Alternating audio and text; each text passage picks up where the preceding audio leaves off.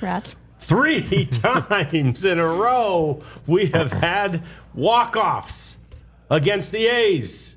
This one didn't feel as good. We talk about those 3 walk-offs and this most recent one when I wake up and we bring you the DLLS Rangers Podcast.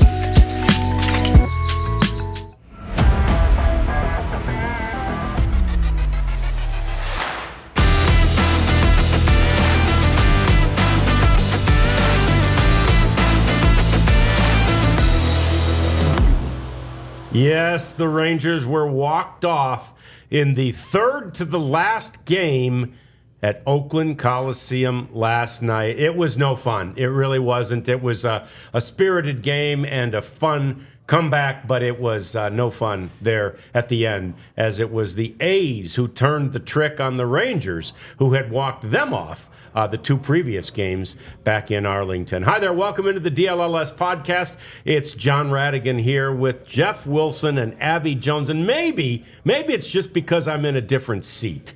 We thought we'd switch things up a little bit. I didn't know what, where, when. We're starting? Or we're starting. You're so tired because last night's game was a West Coast game, and let's be real, guys, it was a sleepy game. I'm not positive I would have made extra innings. I got to be honest. I used to, back in my heavy travels days, I never missed a West Coast trip. And you would hear the fans talking about, this West Coast games are killers. And, it's just normal time for us back there on the West Coast having a good time. I get it now. And it's rough, especially when it's not a great game. There was some action, but just, I don't know, maybe it's the last week blahs that I've got. I don't know, but... extra innings would have been a tough one. Yeah, and to your point, when I was traveling a lot with the Rangers, we'd go through and pick Emily and whoever else was on the the travel circuit with us and me, and I'd try to pick all the West Coast trips. Same thing, because we'd be in studio, right? If I wasn't out there, I'd be in studio. We'd do a half-hour show after the game, and then I would drive home. So it was. Oh, and that was the pre-pitch clock too. That's right. So now, you'd get some 4-hour games. Yeah, that's a nightmare. Yeah, absolute nightmare. So we talk about the walk-off from last night, and I thought one of the real good takeaways from the game was Nathan Eovaldi. He had a couple in a row where he wasn't pitching as well as certainly he would like and we expect. And I thought last night he fought through some stuff and he did a great job.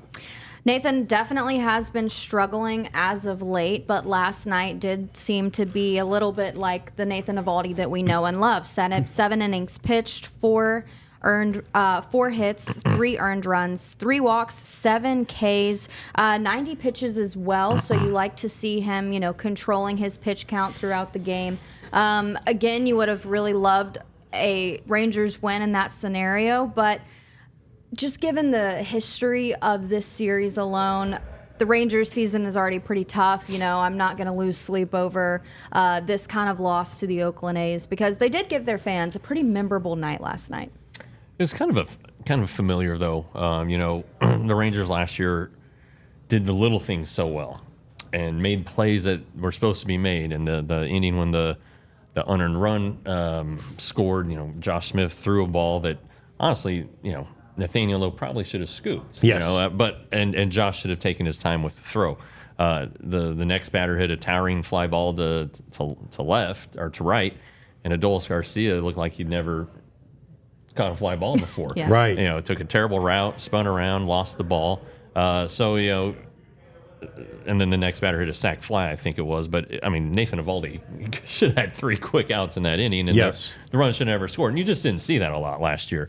It was good, though, the way that he made the adjustment after 26-pitch first inning. He was not a leadoff walk, not good. And and there were times where he was battling himself that inning. I was just talking about, he threw some pitches and kind of threw up his arms and like, God, what's happening here? And but he liked the slider.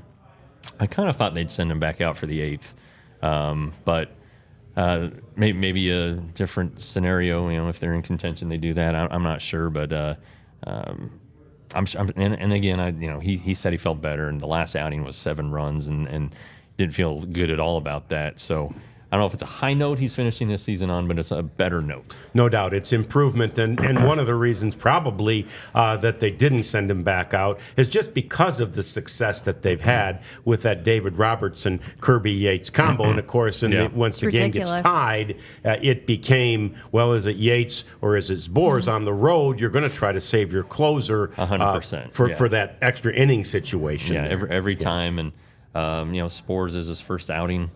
And I don't know, forever. I mean, I know he pitched on rehab assignment, but it's just not there right now as you'd expect for a guy who hasn't pitched in a while. Sure. The stuff looked like it was moving, but it was moving right into the middle of the plate. Yeah. And, it just didn't work out. So, today's another day. We'll see what happens. But 5 to go, John. 5 to go, and then we're done. Wow. Did you guys know that last night's game drew a bigger crowd than Yankees and Dodgers? There were 30,402 fans. Yeah. Really? In Oakland last night. Yeah. And it was the 484th walk-off that ballpark has seen. Was it really? Yeah. Okay. I think I've seen about 400 of them. I was going to say, all but 84. That crowd of 30,000. I was listening on the radio at the very beginning of the game, and Eric and Matt were talking about. It looked to them, and this is early. It looked to them like there were somewhere less than 20 in the place, and they were commenting, that's really going to disappoint these A's people. They are obviously expecting big crowds at least to close this out. Now, some interesting notes that they were also bringing up at that point regarding how crazy it could get. How crazy they may be worried that it could get crazy tomorrow in particular. The crew that does the games, radio and TV for the A's have been told, do not park your cars here for the game. Normally, on a getaway day, which is what tomorrow is for Oakland, you would park your car there, you as a broadcaster, and you're at home, and you would jump in your car after the game and you'd go to the airport, right? And there's also a bus, because some of the players don't do that, right? So they said, just give your keys to the attendant when you arrive. They will take your car to the airport, and you ride the bus. That's very kind of them. Well, yeah, and again, it's damn, but like it's what do they call that? Abundance of caution. Yeah. It's an abundance of caution to make sure, because they just don't know. Now, the reports out of Oakland yesterday were that crowd was more festive, Jeff, than it was angry or full of angst. You could tell that they had some old Raiders fans in the crowd with the shoulder pads and the weird stuff, and walking around with those horns that they always seem to blow. I hope it stays festive, but 3 days of festive, I don't know. At some point, it's gonna bubble over. I think. I will want to give everybody the benefit of the doubt and that they'll be on their best behavior, but. We've been to Oakland a lot, and sometimes their fans aren't on their best behavior. And maybe it's the Raiders thing. I don't know, but Thursday's going to be interesting. Yeah, I mean, it's a very similar fan base, right? The Raiders and the A's, and for that matter, years ago, certainly the Warriors too. Right, and it could be their first series win in the Coliseum since August 7th against the White Sox. So I think, for the sake of the story, I mean, it would be nice for Athletic fans if they ended on a win. And did you know that they're one loss away from 2,000 at the park, too? Oh, no kidding. If they could avoid, the big number of 2,000, I think they're going to try to. Absolutely. No, they absolutely want to go out on as high a note as they possibly can, and so they'll do everything in their power, no doubt. And look, all season long, we've said it, or at least since probably midseason, Jeff, don't sleep on these A's. This is a decent team. Has had a breakthrough season. Brent Rooker with 38 home runs. Langoliers, who kills the guys, the Rangers, the Baylor and Keller graduate. Tyler Soderstrom, another first rounder who's playing first base because Langeliers is the catcher.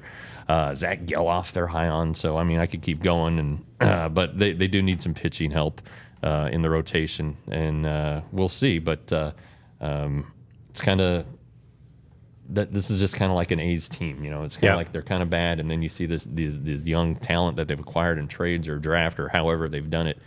And then they'll be good for a few years. But then those guys will get expensive. Right. And they'll have to trade them and all this. So, but who knows? Who knows what's going to happen here the next 2 years in Sacramento where they're not going to make any money. But then Las Vegas, hey. They could really start making money.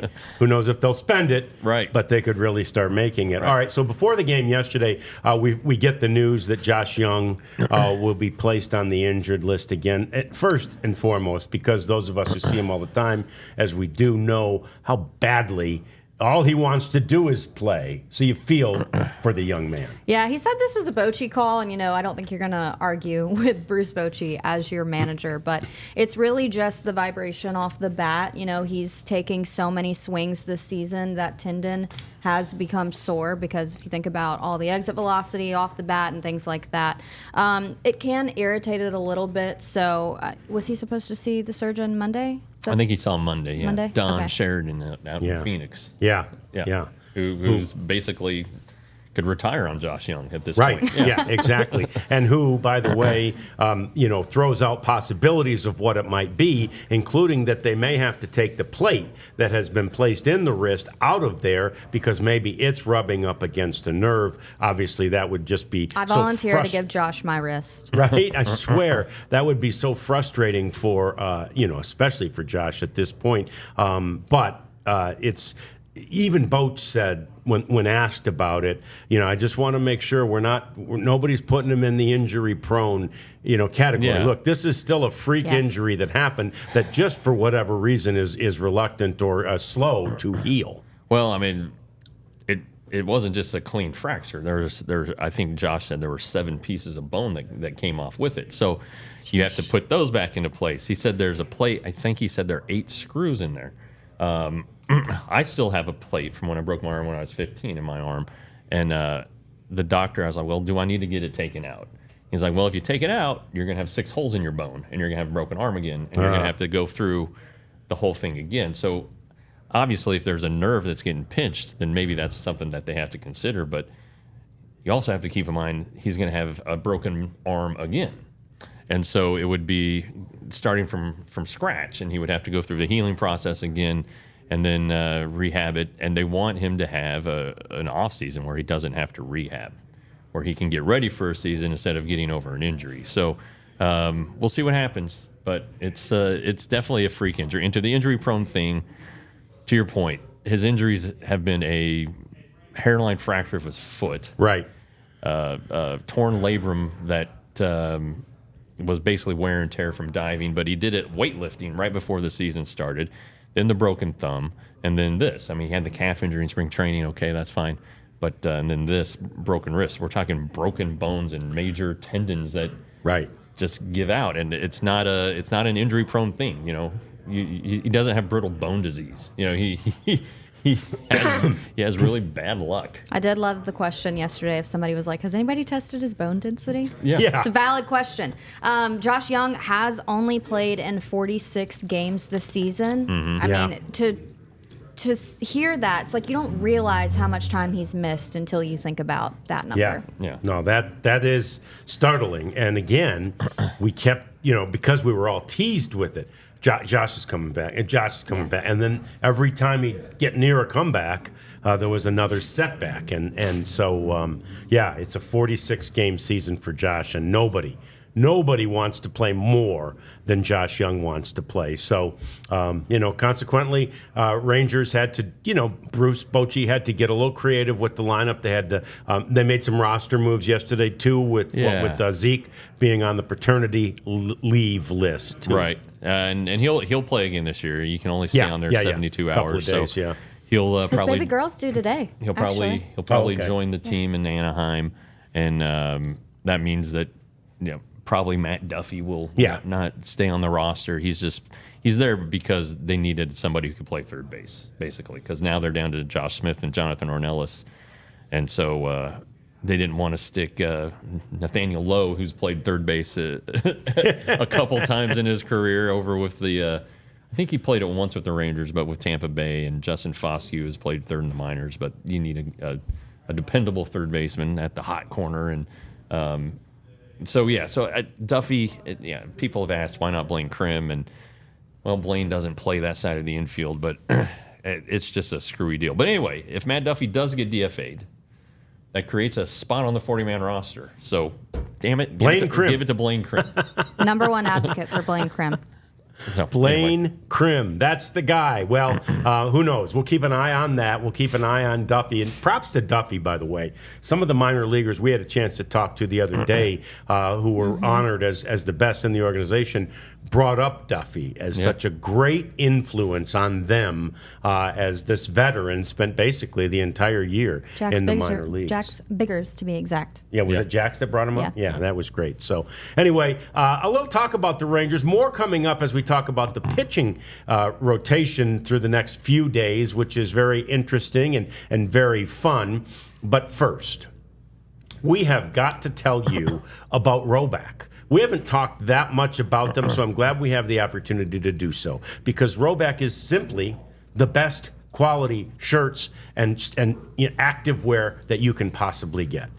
Great golf shirts, great hoodies, great anything you do that's outdoors and active, Roback makes it, and you want to be a part of this Roback product. It's great quality, it's great price, and by the way, there's a lot of great designs and great colors to choose from as well. You can honor your favorite team, if you will, with a Roback. They've got the whole team series, and they've got some of the best technology as far as wicking the sweat away from your body and holding it within the shirt, not within your body. Your shirt will not be sticking to you anymore, no matter how hot it gets, even in September in Texas. So use the code DLLS20 to get your 20% off your first order. Remember, we spell it RHOBACK.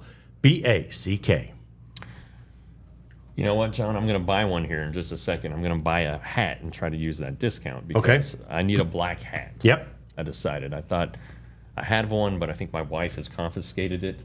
So Mrs. J-Dub? That's right. She has taken it. Anyway, and I have some money to do it because of Sleeper. Last night wasn't my best night on the Sleeper app. I placed 3 bets, and I only won $2.50. I did a flex. Trying to think of what he could get with $2.50. So anyway, I hit 4 out of 6 on that one. I went 1 out of 4 on one, and then 4 out of 6 again on another one. So anyway, if you don't know, Sleeper, it's kind of known for fantasy football. That's how it's got to start. But now they're really into the daily picks, and so put your ball knowledge to the test by picking whether your favorite or least favorite players will have more or less than their projected stats each week. So, for instance, one of the ones I hit yesterday was Adolis Garcia would not strike out. Okay. So that was one that I got. And that actually had higher odds because we know Adolis likes to strike out. I was about to say, that's a risky bet. So anyway, the more you combine your picks, the higher the odds, the more money you can win. But you can also do a flex, which kind of gives you a little bit of a cushion. So if you miss a bet or two, you can still win a little bit. That's why I won $250 instead of $25. So anyway, the best thing about this right now is if you use code DLLS Rangers, you get $100 first match deposit. I did that, so I got $100 free with my $100 deposit.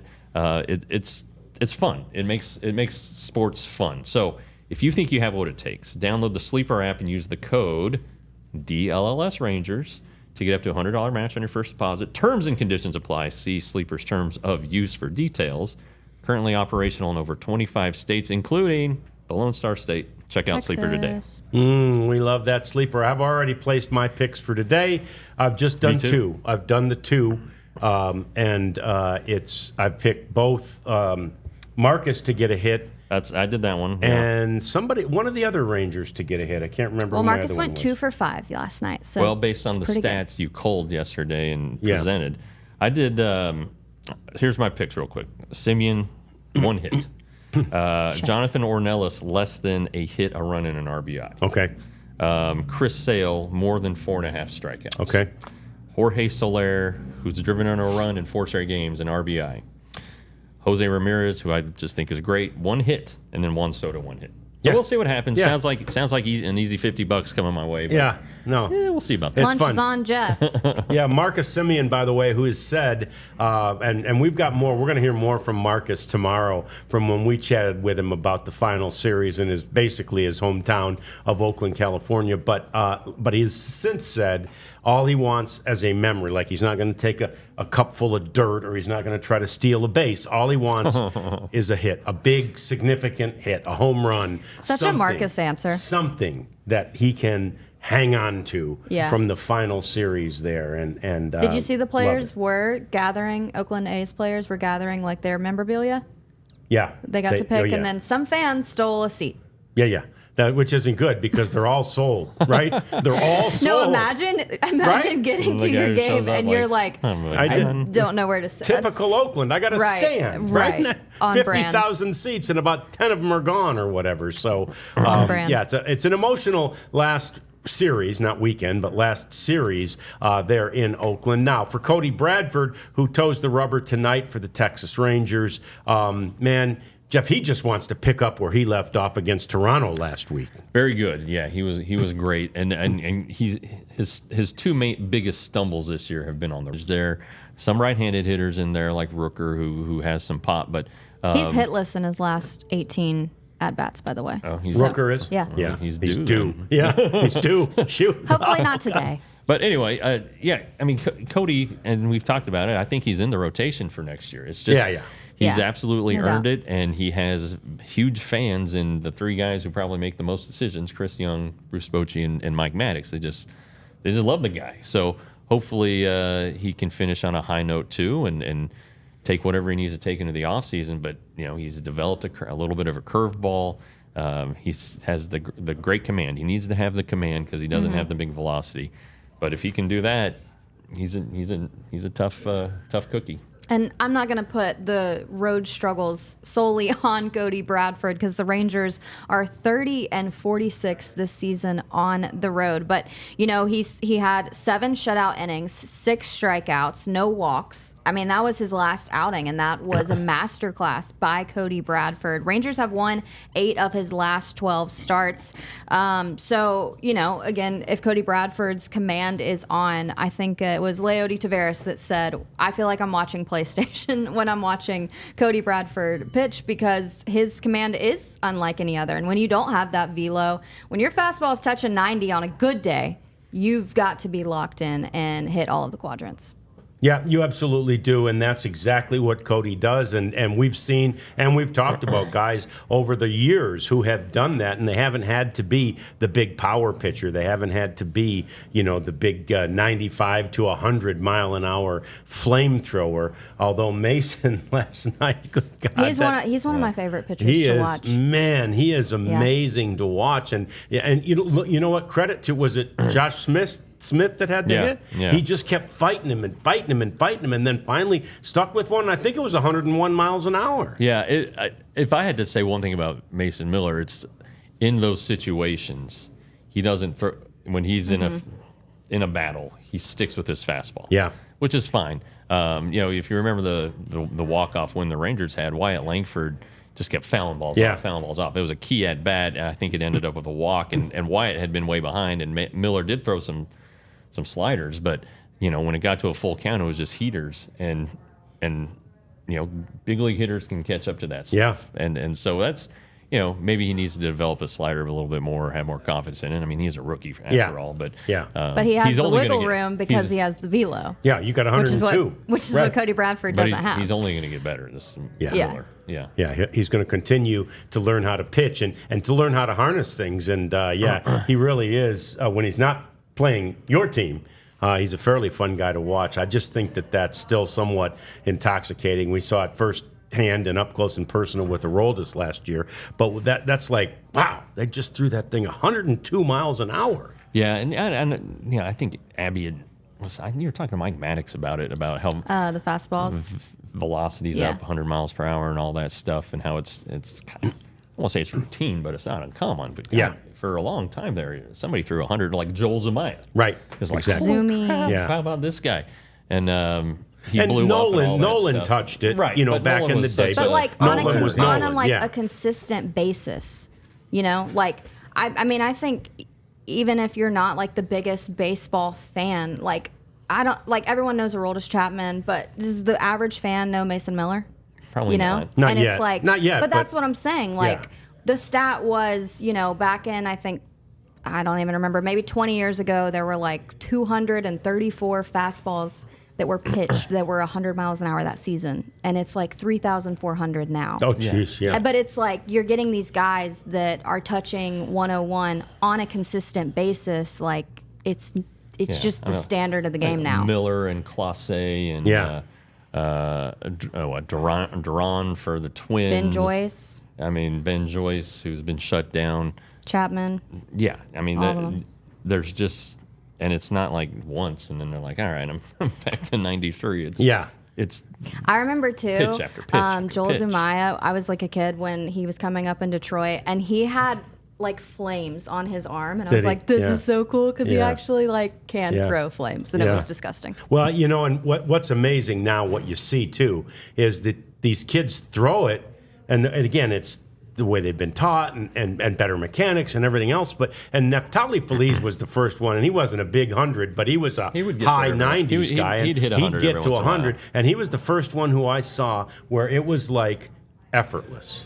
Right? Yeah. He'd throw it, and you're like, there's no possible way that was, well, yeah, it was 99. You know what I mean? Because Yeah. it was just like playing soft toss, you know? Well, that's like DeGrom. You know, Right. Yeah, I DeGrom, was it's gonna say. just an Same effortless, thing. and Rocker's pretty effortless too, and he's hit Yeah. 100 this season in the minors. So And DeGrom, like during part of his career, was on pace for picking up his velo like at least a half of a mile an hour, like every couple of months, just because of his mechanics. yeah, he's just but he's not alone now. But No. I think when it comes to being smooth and all that, he's got to be the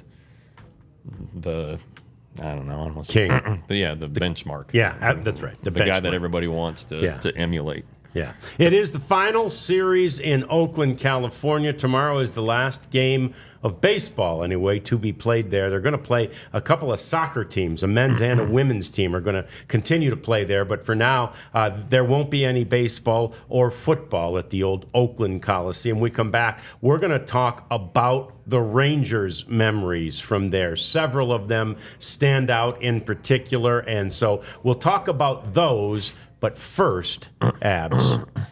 You need Indeed. Yeah. Indeed. It's the number one place for a job search. I really can't even think of a competitor because all of my life I've just heard Indeed. They're driven by research for better, and they have kind of an interesting process because in the day of algorithms, you just match things these days. Yeah. It's not really like you have to search for anything. I'll scroll on my phone and find one video and then find 10 videos that are similar. And that's kind of the data and the science that they've applied to this technology to put you in the best position to find the best candidates ever. So if you need to hire, you need Indeed. It is a matching hiring platform. Like I said, there's 350 million global monthly visitors. When I said I can't think of a competitor, that's why. It's kind of like the one-stop shop for this particular thing. And according to Indeed data, they have the best search engine that helps you find quality candidates the fastest rate, so you can ditch the busy work. I imagine if you're looking for multiple people to hire, you don't really have time to schedule and try to figure out the screening process of everything and the messaging and setting up all the interviews. This is going to do it for you. It takes all the busy work out of hiring somebody. So 93% of employers agree that Indeed delivered the highest quality matches compared to other job sites. And according to recent Indeed survey, it's just the number one, the best, no questions about it. 23 new hires were made since I was giving my Indeed spiel. But you can get a $75 job credit, and what this does is it's going to push you to like a priority list, and that's going to give you the most views on the application side of things. So tell them that your favorite podcast sent you that way. Use Indeed.com/AllCITY for a $75 job credit. You will not regret it. And with that money, or the money you make from Sleeper, go to the Game Time app, because there's probably a concert or a ball game or something that you want to watch that tickets are hard to get, or maybe you just want to do it at the last minute. Well, Game Time is the app. It's the service that's going to help you out and take care of you. They have a new feature called Game Time Picks. Makes getting tickets for your favorite live events even easier. You can look at they have a kind of like a virtual seating deal there. So you can like see what seat you're buying and what your view is going to look like, so that you don't end up behind a pillar, or right. Or you're up in the rafters, or maybe you want to be in the shade if it's an outside event in the middle of the summer, something like that, or maybe you want to be by the beer stand. Whatever, you can figure it out. Thanks to Game Time. It's all in pricing, so that's great, because there's no surprises at the end. Everything is up front. You know what you're getting yourself into, and they have a low price guarantee. If it's not the lowest price, they will credit you 110% of the difference. Wow, okay. Yeah, that's a profit. You can make, hey, so watch it carefully. But take the guesswork out of buying tickets with Game Time. Download the Game Time app, create an account, and use DLLS for $20 off your first purchase. Terms apply. Again, create an account and redeem the code DLLS for $20 off. Download Game Time today. Abby, what time is it? Game time. There you go. Game time. Game time.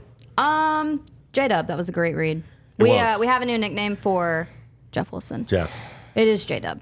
He So doesn't it's like Abs, Rads, and J-Dub. J-Dub. Yeah. We don't have a nickname for Elijah yet. We got to do that too. The Prophet. I was going to The say like Prophet. Oh, I love that. Oz, like Wizard of Oz. We'll see. The Prophet, man. You guys let us know. Yeah. All right. So 57 years in the Oakland Coliseum. They've seen some great things. 4 World Series titles, 6 AL pennants, 17 AL West crowns, 21 playoff appearances.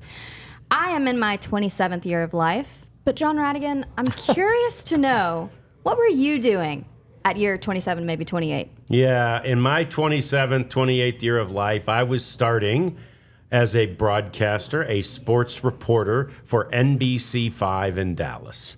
And as such, I entered a brave new world, man. I was coming from Flint, Michigan, a small market, but it's where I was born. Great I was market. actually born in Flint, and so it was really fun to work there with people I had grown up with and all that type of thing. But then I got to Dallas, man, and I'll never forget, I pulled into the parking lot of NBC5, and there was one of those huge satellite trucks like they used to have, and a helicopter in the lot. And I'm like, oh my gosh, I have hit Some the big hard-hitting time. news, I was yeah. like, I became nervous. I walked in for my introduction to everybody, and they handed me a pager, and I'm like, oh God, they know where I am at all times now. So it was quite nerve-wracking. And they used that pager on June 6th of 1990 to page me and tell me I was going to Oakland, California.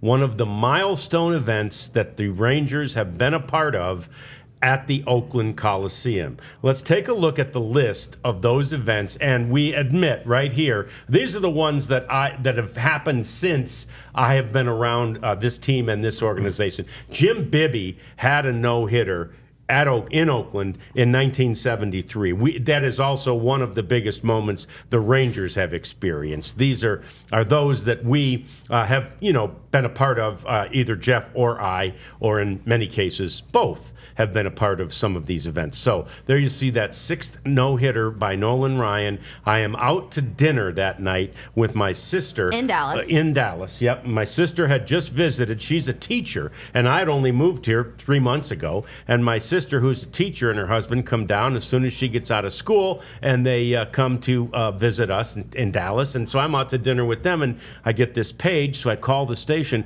Hey, Nolan's got a no-hitter through 5, so you're going to Oakland.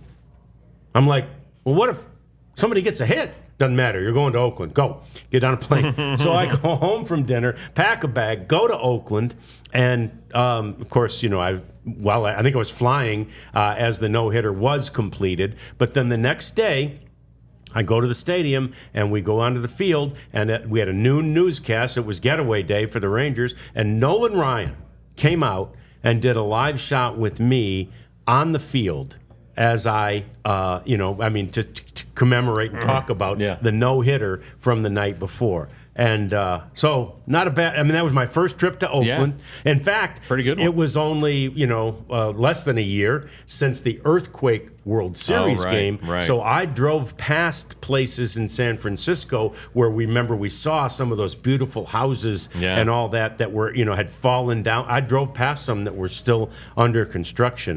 That was that was an absolutely just a jarring memory, but a really fun one and a great intro for me into the world of big time sports coverage at that point. So that was really fun. Nolan was like 43 then too. He was. Yep. He had 130 pitches, 14 strikeouts, and 130 and 14 Ks in that game. Yeah, he would have one more, of course, but he was big news. I remember talking to the old reporters and columnists back then, and if they weren't at the ballpark, and if Nolan had a no-hitter through 5, which he did a lot because he threw a lot of. He did. He threw what, 19? 12. I think he had 12 one-hitters. What a big number of one-hitters. So they would run to the ballpark. Yeah. They would say, "All right, honey, I'll see you later. I got to get to the ballpark. Nolan's got a no-hitter going on," and he was big business. It was. When the Rangers signed him, it kind of added some legitimacy to him, kind of like when they brought him back, and as president, it added a layer of legitimacy. John Daniels is still pretty young, both literally in age and then in his career, and Tom Hicks was, as we didn't know at the time, teetering towards bankruptcy. So it was a seminal moment for the broadcast for the ball club in 2008. But my first trip to Oakland was in 2008, and it was very nondescript. I don't even remember it. The first, but I figured though that I've probably seen 100 games there would be my guess. Because they would play 9 or 10 times a year. So you multiply that time the year. I was doing heavy travel, and it works out. But some of those moments that have happened, I guess the first big one would have been 2010 when the Rangers clinched there. We kind of talked about that the other day, and literally September 25th that happened in 2010. How about that? Oh wow! Yeah. So on this day, 14 years ago exactly today. 14. And one thing I remembered when I was driving home, we talked about you were hanging out with Frenchie, Jeff Francoeur, and having some drinks with him. We got back to the hotel, and in those days I traveled with the team, so I stayed in the same hotel as the team. We got back to the hotel that night, and the hotel bar was closed already. We closed down the other bar. And so Frenchie goes, man, I want to have a few more beers. And I said, I got beers in my room. Let's go. So I think I contributed to that story you were telling about him going up the tunnel and throwing up after the thing. Yeah. So. No, I remember he was, he was like, hey, let's go get a couple drinks. I was like, all right, it's my turn or whatever. He goes, no, here. And he just gave me $100 bill. I brought back $98 or not 98, $88 and change. I was like, here you go. Yeah. I do think I left a nice tip, but it wasn't my money. But that was just a fun night. And then in 16, when they clinched, I believe it was a night game, so it wasn't. Before we get to the quite as clinching fun. in 16, let's go back to June of 16 when Colby Lewis had a game for the ages. And of course, we all loved Colby. He was such a great guy to cover. I was here actually when he was around the very first time, and then he left and went to Japan and came back a different guy. guy, but just a fantastic guy to cover. And then he had a no-hitter. He had a perfect game through 7 2/3 innings against Oakland at the Coliseum, and then he walked the third batter of the 8th inning and then got the out. So perfect game gone, but he's still got the no-hitter intact.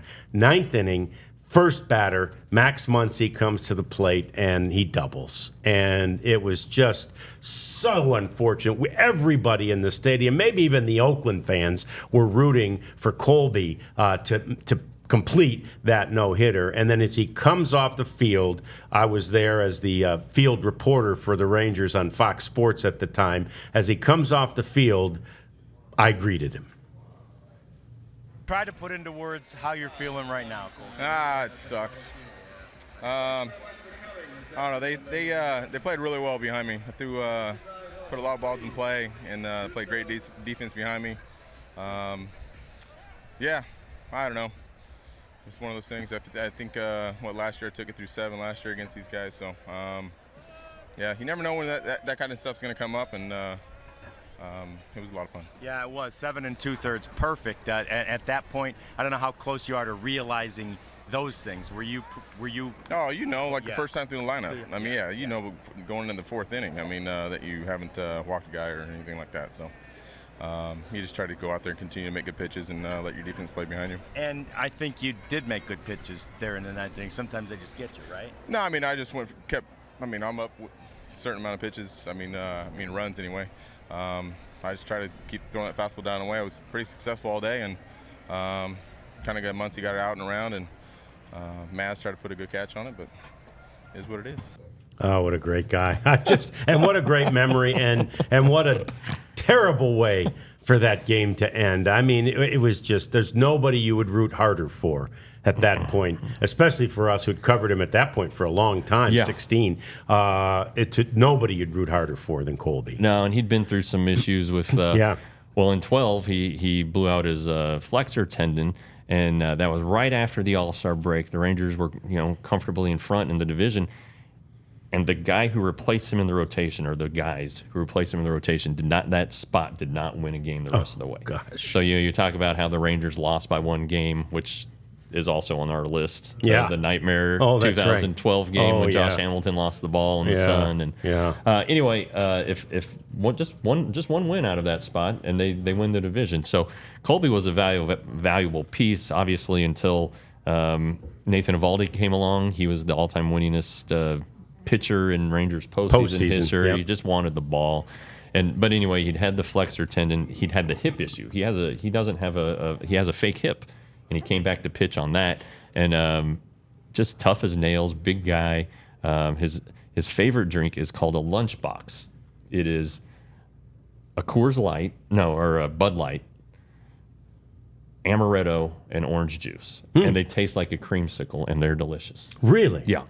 You pour them all together. It's not like some of these you see them drop a shot glass inside of a draft beer or something. It's Bud all Light mixed together. Amaretto, orange juice, and it's fantastic. All right. Yeah. I'll have to keep that in mind. That sounds like fun. All right, so now let's get, and we mentioned that we had it on there because it was big, the Josh Hamilton thing, but you don't want to dwell on that too much. That Rangers team, that might have been the best Rangers team in history. They were so good. They were such so a good good. team. So good. And they lost because of, then they had a 2-game lead starting that series. They had a 2-game lead over the A's. Right. And just the way the math added up, they went to Seattle.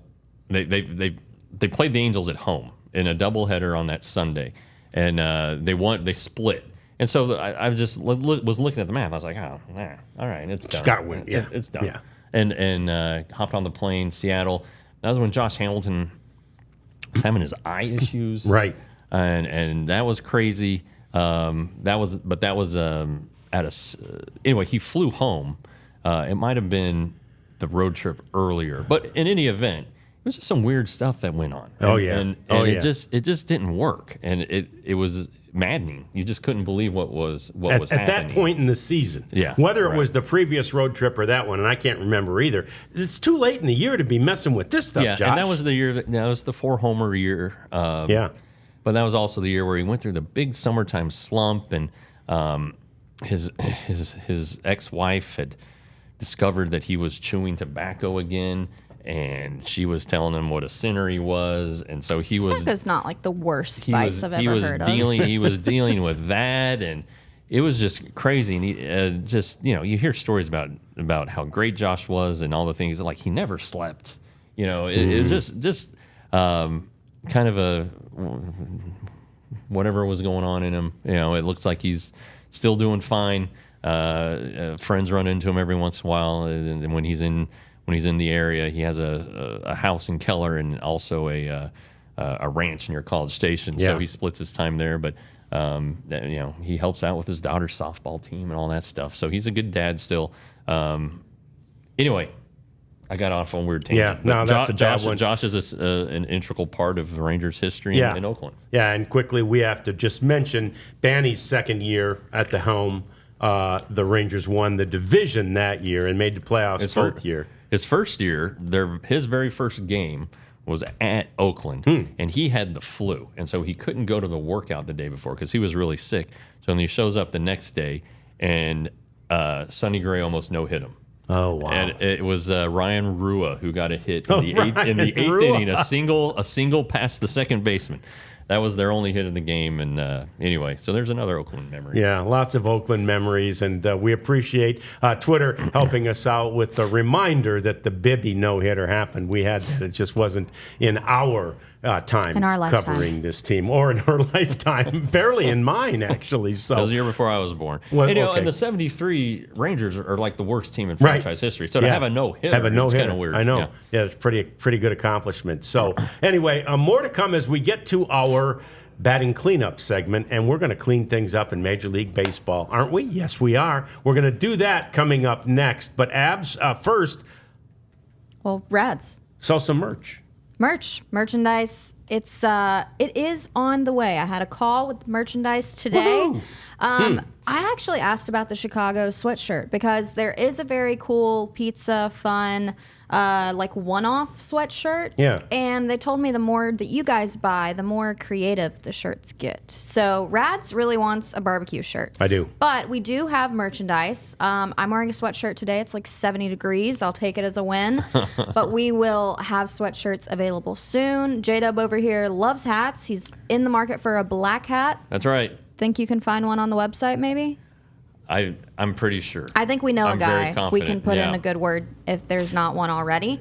But we have merchandise. It's soft. It's durable. It is great for every day. If we saw you on the street, I think you'd be our very best friend. But we've got Mavs gear, Stars gear, Rangers, Cowboys, Dallas Wings. We've got a TCU shirt, which Jeff has a TCU show today. If you guys want to listen to the All Horned Frogs podcast. Yep, 2:30. 2:30. Any special guest? Nana Osafa Mensah, who is a very, very good story. He's transferred from Notre Dame. He got his graduate degree at Notre Dame. He went to Nolan High School, and he wanted to play before his family. So transferred to TCU. Tune in at 2:30. I will. That's an interesting story. But tons of merch is going to be on the website, and we will have some to show you guys soon here as well. They're just putting in the orders. You can go to store.allcitynetwork.com to get your DLLS merch today, and we also have other locations if you have friends and family in Denver, Chicago, Phoenix, or Philly. Yes, and once you have the merch, or maybe you don't even have to get it, you don't have to pay for it if you do the right thing and become a diehard. Mm-hmm. Diehard is the way to go. You will join our elite club, right? Our exclusive club. Jeff will give you some behind the paywall content. I mean, it'll be there anyway, but you have free access to it if you become a diehard member. You will also get 20% off the merchandise, but guess what? Like I say, you might not need it immediately because if you become a diehard, you automatically get a free shirt. Diehard membership. Yep, Diehard membership is $79.99. You become a member and you get the free shirt. It's a $35 value. Boom. You have become a member, and it's only cost you just under $45. So we encourage you to do that. And then you'll also get 20% off things that we do or we plan to do. And I saw some emails and some chatter on our Slack feed today about this. The upcoming events, shows, trips, takeovers. We're going to do them. They're going to cost. You're going to get 20% off. Become a diehard and join us as our best friend today. Best friend club. Yeah, that's all we want. We just want you to be our buddy. That's all we're looking for. All right, wow. What Playoffs. a way for the San Diego Padres to clinch last night. That's crazy. They clinched a playoff spot. Amazingly, they're still thinking they can win the division. Now, this is a team that was breaking my computer here. Gosh, John. This was Very a team. passionate I'm about the excited. Padres I don't win like the last night. middle. I guess it's the middle. They're a team that was 50-50 Yeah. on the day after the All-Star break, or maybe Wow. the first game after the All-Star break. And since that time, It's what 40 did I and write down? 16? Yeah, 40-16, 40-something, 41-16. That's pretty good. Since that time. That's ridiculous. I mean, obviously triple plays are rare, and so it's not like a jaw-dropping stat that they're the first team to turn a triple play to clinch a playoff spot. All right, of course they are. But you don't see around the horn triple plays anymore. That's the 5-4-3. Yeah, Yeah. and you usually see a line drive with the runners stealing or something, or they thought the ball was caught or wasn't caught and it was caught, and so everybody gets doubled and tripled off. But what a play! And the real unbelievable thing is that Shohei Ohtani was on deck. Right. So he had it was It was like a 99% chance that he was going to bat in that game. Yeah, of course. And they turn a triple play. I mean, no outs, runners at first and second, and you're over there with Ohtani in the on deck circle. You're thinking, my God, this is going to be great. Right. Even if the guy strikes out, it's okay. Yeah. We got one out and runners at first and second for the best hitter on the planet. So all right. So let's say they don't turn to triple play, but they get an out. All right. So runners at first and second. Are you going to walk him? Because third base is open, but then you got to face Mookie Betts. I mean, it was like a no-lose situation. A rock in a hard place. It was a no-lose situation. It really was. Yeah, because even if they turned a double play, right, you still got a runner at third probably. So you walk Ohtani. And you walk Ohtani, and here comes Betts. Yeah, I mean, and it's just, that's crazy stuff. Yeah, that was really fun. And to Rad's points, they're 2 games behind the Dodgers they still think they can win the division. If they sweep this series, then they'd be tied, and then here they go. They celebrated in the locker room. The clubhouse. And I think that's going to put fuel in both camps' fires because, I don't know. I mean, if I'm the Dodgers, that's absolutely not going to happen under my watch. I mean, it did last night, but just the division, I'm interested to see how that plays out, no doubt. Let's take a look at what happened in Houston. Speaking of, we have the AL West. Oh, this is Jackson Holiday. This is Jackson Holiday. This is in Houston. The Astros clinched their 7th AL West title in the last 8 seasons. It's important to note that June 18th, the Astros were 10 games back in the AL West. So give credit where credit is due. It's been quite a run lately for the Astros, and it's their 4th straight AL West crown, 8th consecutive season in the playoffs. Only the Dodgers can claim that same feature. So, I mean, October baseball and the Astros kind of makes sense.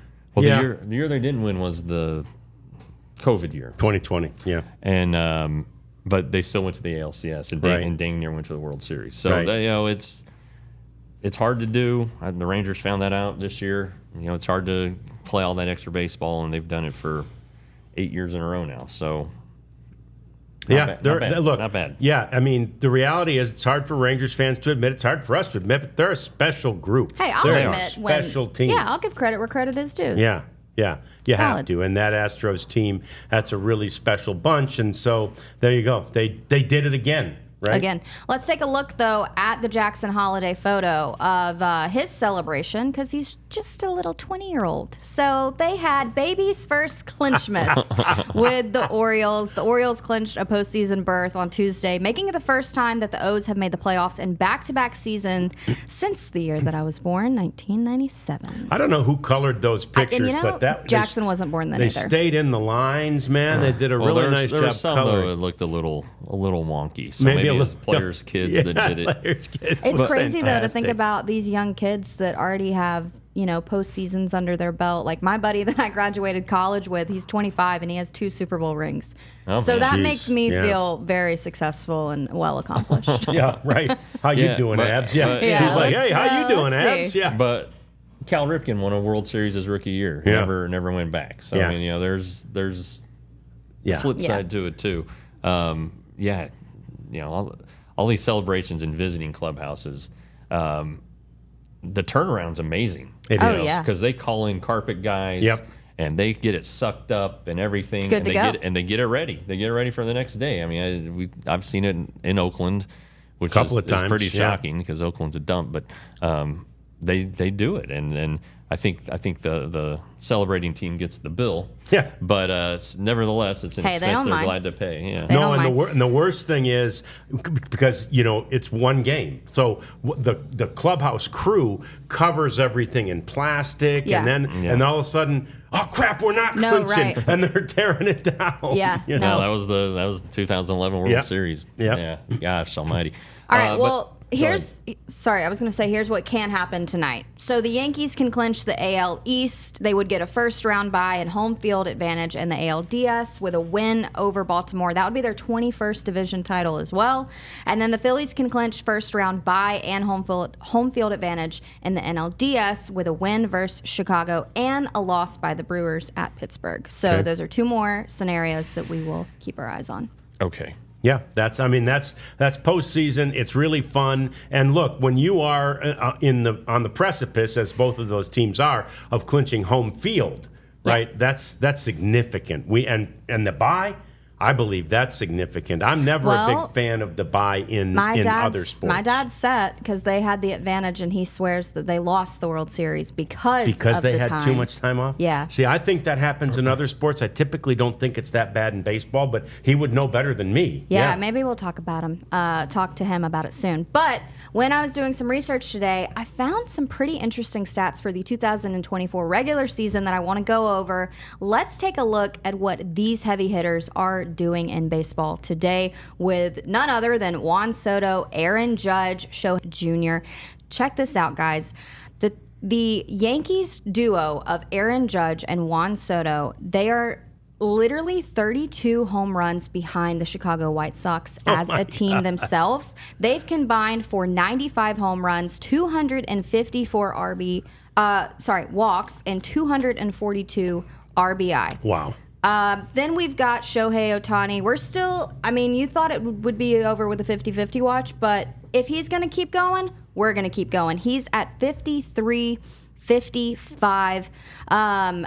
Just ridiculous stuff. I'm curious to see what he ends up with before the postseason starts. It'll be interesting. 60-60. If there's anybody that can do it, I do believe it's Shohei Ohtani. And then last but not least, Bobby Witt Jr. He has an OPS plus of 173. That's the highest by a shortstop with at least 120 games played since the Pirates' Archie Vaughn. And he had a mark of 190 back in 1935. Also, How old Archie? Oh, yeah. Good old Archie. Man, I loved it Archie when they was had from. nicknames. And Bobby Witt Jr. is the only player with 30 home runs, 40 doubles, 10 triples, 25 steals in a season ever in MLB history. Great family, the Witts, and a great kid from the area. So awesome. Just awesome for Bobby Witt Jr. Yeah, we'll root for I him. feel like we talk about these guys every day, though, and it's insane what they do. But it's like if you really sit down and think about each stat by itself, we do talk about it a lot, and it's like, oh, Ohtani did it again, but it's really just the level of the game these days is just unmatched, and I love being a baseball fan. Super fun and super fun time of the year to be a baseball fan. Of course, the Rangers play the A's again tonight. It's the final night game in the history of the Oakland Coliseum. It could get wild there tonight. We hope it doesn't. We hope it stays festive. Of course, tomorrow, the final game. It's a getaway day game tomorrow at Oakland, which they will start at around 12:45 in the afternoon. So We'll have a pregame, postgame show? Yeah, tomorrow we'll post. have a pre and post, and we'll be here with you to chat about all of it. We'll also be watching tonight to see how the Rangers Rangers do with Cody Bradford on the mound. So we appreciate you being here with us today, and we enjoy every moment we get to spend with you, and we will see you again tomorrow. 2 doses of us tomorrow as we bring you a pregame and a postgame. We will see you at 1 o'clock? Beautiful. Yep. See you then. That too. Whatever. Maybe 2. We all silly like the mayor.